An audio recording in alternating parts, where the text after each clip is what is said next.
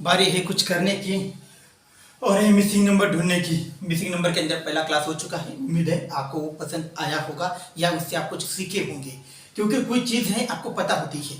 आप पहले रिमाइंड करते हैं, लाइफ के अंदर बहुत सारी ऐसी सिचुएशन आती है जिसमें आपको ये याद होता है या आपको आपने सुना होता है कम से कम कि भाई ऐसा ऐसा होता है, बट आपको एक्चुअल से पता नहीं होती। जब भी आप एग्जाम में जाते हैं तो आप क्या करते हैं कि वो ढूंढने लग जाते हैं। आंसर आप राइट भी लेके आते हैं, बट समय आप देख लीजिए, समय एक बहुत बड़ा फैक्टर अदा करता है। आपको उसकी ट्रिक पता होनी चाहिए, उसको ज़्यादा से ज़्यादा जानकारी आपके पास होनी चाहिए कि आप क्विकली आंसर कैसे ला सकते हैं। और बुद्धिमत्ता जो रीजनिंग का टॉपिक होता है, तार्किक विश्लेषण का जो टॉपिक होता है, वो आपको फ्री के मार्क्स होते हैं। अगर आपका कैलकुलेशन थोड़ा भी अच्छा है ना दोस्तों, तो आप 25 में से 25 मार्क्स लेके आ सकते हैं। इसे आप नज़रअंदाज मत करिए दोस्तों। बहुत सारे बच्चे होते हैं, मुझे तो आता है, मैं क्यों करूँ, मैं तो एग्जाम में कर लूँगा, तो फिर आप गलत कर रहे हैं। मुझे लगता है कि जो भी जितने भी टॉपिक है, लगभग 29 टॉपिक है रीजनिंग के अंदर, उसमें से वर्बल और नॉन वर्बल। वर्बल किसे कहते हैं, जिसे अंकों में डिवाइड करते हैं, और नॉन वर्बल किसे कहते हैं, जिसे किसी इमेज के भांति आपको बताया जाता है, उसको आप कहते हैं नॉन वर्बल। तो हम वर्बल के अंदर पहले देख लेते हैं जितने भी टॉपिक है। पहले देखा था सादृश्यता, सेम चेंजेस, मतलब समान क्या हो सकता है। राम है, उसका भाई श्याम ही आएगा, उसी तरीके से था। आपको अगर कटवाने के लिए, किसी को कटवाने के लिए आपको कैंची का इस्तेमाल करते हैं, तो फिर किसी को पिटने के लिए आप लाठी का इस्तेमाल करते हैं। तो ये हुआ सेम डिजिट, जिसे हम सादृश्यता बोले थे। अब उसके बाद हमने देखा था सिटिंग अरेंजमेंट। बैठना आना चाहिए दोस्तों आपको, चाहे आप पब्लिक में बैठे हो, चाहे आप लाइन में बैठे हो, या आप कहीं पर भी बैठे हैं, बैठने का तरीका सही होना चाहिए। ये हमें सिटिंग अरेंजमेंट में समझाया है दोस्तों, क्योंकि उसमें फाइंड करना बहुत आसान था। मैंने वो बहुत आसानी से आपको बताया है। उम्मीद करता हूँ कि आपको समझ में जरूर आया होगा। उसके बाद हमने थर्ड का जो टॉपिक लिया है वर्बल के अंदर, वो है मिसिंग नंबर। मिसिंग नंबर जिस लड़के ने जिंदगी में भी नहीं किया होगा, उम्मीद है कि आज वो जरूर कर लेगा। मैंने आपको पहला क्लास बताया है, पहला क्लास अगर आपने नहीं देखा पहले देख लीजिए, क्योंकि वो टॉपिक आपको सबसे आसान लगेगा उसके बाद ये पढ़ने में। हमने पहले बोला है कि इसे सॉल्व करने का दो तरीका होता है। जिस लाइन में संख्या बड़ी हो उस लाइन में सॉल्व करना है। अगर आपको लगता है कि भाई संख्या इस साइड में बड़ी है, तो आप सॉल्व करने का तरीका इस तरह से रखो। आपको लगता है कि नीचे की तरफ अगर बड़ी है, तो फिर आप सॉल्व करने का तरीका ये रखो। बट ये सॉल्व करेंगे कैसे?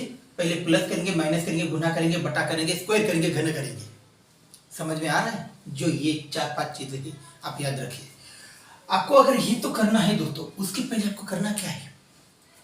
पहले आप क्वेश्चन को देखो। भाई अगर ये दोनों डिजिट छोटे लग रहे, नीचे वाली संख्या बड़ी लग रही है, बड़ा कैलकुलेशन होगा तभी तो बड़ी संख्या आएगी, और बड़ा कैलकुलेशन स्क्वायर या घन में ही होता है दोस्तों। ये आपको समझ में आना चाहिए। अब यहाँ पे बड़ी संख्या नीचे में आ रही है, बड़ा करेंगे, स्क्वायर करेंगे। अब स्क्वायर करके देखते हैं इसमें क्या है टॉपिक। हाँ, अगर आपको लगता है कि भाई मैं डीपली पढ़ाऊं तो डीपली बता देता हूँ। 7 और 1, 7 एकम 7 ही होगा।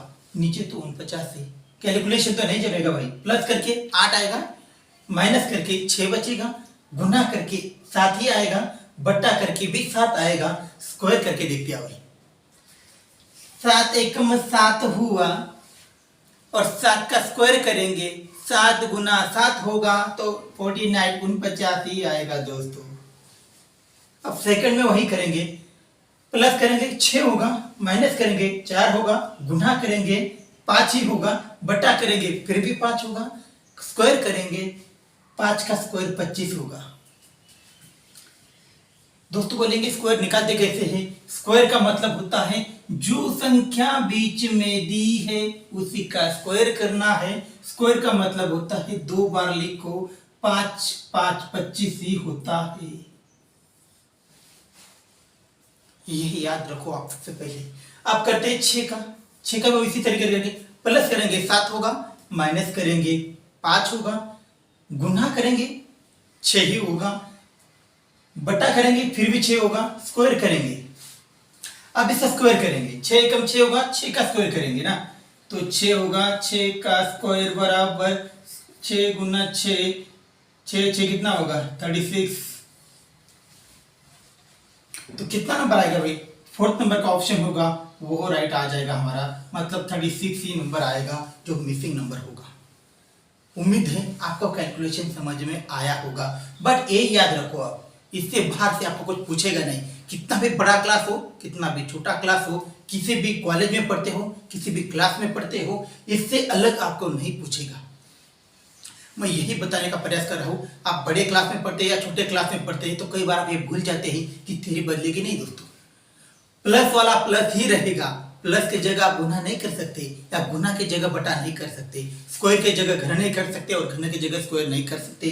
तो आपको ये याद रखना है, आप जिस स्थिति में है वहां से भी अगर पढ़ना स्टार्ट करते हैं, उम्मीद है कि आपको मिसिंग नंबर जैसा चैप्टर समझ में जरूर आएगा। ये मेरा दावा है दोस्तों। अगर इससे बाहर अगर कुछ पूछा जाता है, पढ़ाना बंद कर दूंगा इसी क्लास के बाद। कैलकुलेशन कभी चेंज नहीं होता, ये तजुर्बा भी कहता है और मेरा विश्वास भी है। इससे अलग अगर थ्योरी कोई बताता है, अच्छी बात है, ट्रिक हो सकती है, बता भी सकता है, बट कैलकुलेशन करोगे, मुझे लगता है जिस कंसेप्ट के साथ आगे बढ़ोगे, कैलकुलेशन क्वेश्चन में हमेशा रिपीट क्वेश्चन नहीं आते दोस्तों। सिमिलर क्वेश्चन आ सकते हैं पर रिपीट क्वेश्चन नहीं होते हैं, और आपको रिपीट क्वेश्चन नहीं, उस क्वेश्चन को सॉल्व करने की थ्योरी आपको याद होनी चाहिए। उम्मीद है क्लास के अंदर 2 मार्क्स आपके पक्की गए। उम्मीद है एसएससी जीडी वालों, आरटीपीसी वालों, एनटीपीसी, ग्रुप डी या किसी भी पुलिस या कांस्टेबल का एग्जाम दे रहे हो, दिल्ली पुलिस, हरियाणा पुलिस हो या यूपी पुलिस की बात कर लीजिए, इससे क्वेश्चन पूछता है दोस्तों। ये अगर आपको समझ में आता है, उससे ज़्यादा ही ये चीज़ आनी चाहिए। प्लस करना आना चाहिए, माइनस करना आना चाहिए, गुना बट्टा स्क्वायर और घन। इससे अलग मुझे नहीं लगता कि कोई पूछेगा, और पूछता भी है तो क्या पूछेगा, पॉइंट में ही ना होगा। तो पॉइंट वाला भी क्वेश्चन अगले क्लास में समझा दूंगा। मैं लगता है कि पहले क्लास में मैंने एक सवाल लिया था, उम्मीद है वो आपको समझ में आया होगा, और ये सेकंड सवाल लिया है, उम्मीद करता हूँ ये भी समझ में जरूर आएगा। क्योंकि पढ़ाना मेरा मकसद नहीं है, समझाना मेरा मकसद है। सामने वालों को कितना समझ में आता है, आप बोलेंगे भाई बोर्ड छोटा लग रहा है, क्लास छोटा लग रहा है, ये मत देखो, आपको समझ में कितना आता है ये आप सबसे पहले आइडेंटिफाई करो। अगर आप समझते हैं फिर आगे बढ़ते हैं। यही बात है, हम पहले भी आपको बोल चुके हैं कि भाई हम जब छोटे थे, पहली दूसरी कक्षा में जाते हैं, पहली कक्षा या दूसरी क्लास होते तो स्कूल छोटा सा होता है, मगर शुरुआत वहीं से होती है। आगे भी जाते हैं तो ऐसा कभी नहीं होता है कि प्लस की जगह माइनस सिखा रहे लो, ऐसा नहीं होता है दोस्तों। जो आपका बेस कंप्लीट करवाता है वो आपको आगे लेके जाता है, और मैं आपको बेस ही बता रहा हूँ। मैं नहीं ये बोल रहा हूँ कि आपको आगे लेके जाऊंगा, बट आपको समझाने का तरीका मैं बता रहा हूँ। अगर आपके समझ में आता है तो आप खुद आगे जाओगे। उम्मीद है कि आपको आज का क्लास भी अच्छा लगा होगा, ये क्वेश्चन आपको समझ में आया होगा।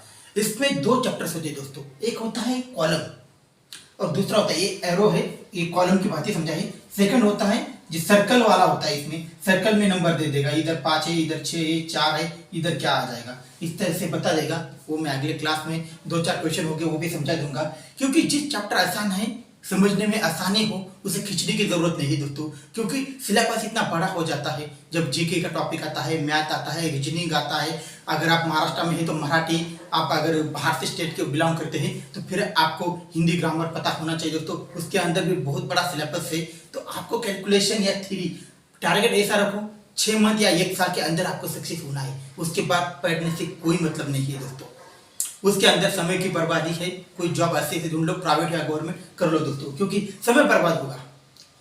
अगर आपको सच में पढ़ना है तो 1 साल का टारगेट रखो, इस तरीके से पढ़ो कि आपको समझ में आए।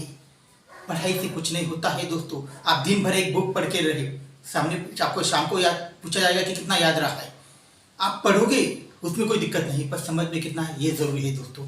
उसमें से अगर 5% भी आपके दिमाग में जाता है, 1 साल के अंदर आप खुद सक्सेस बन के आओगे, ये मेरा दावा है दोस्तों, और यही उम्मीद मैं करता हूँ।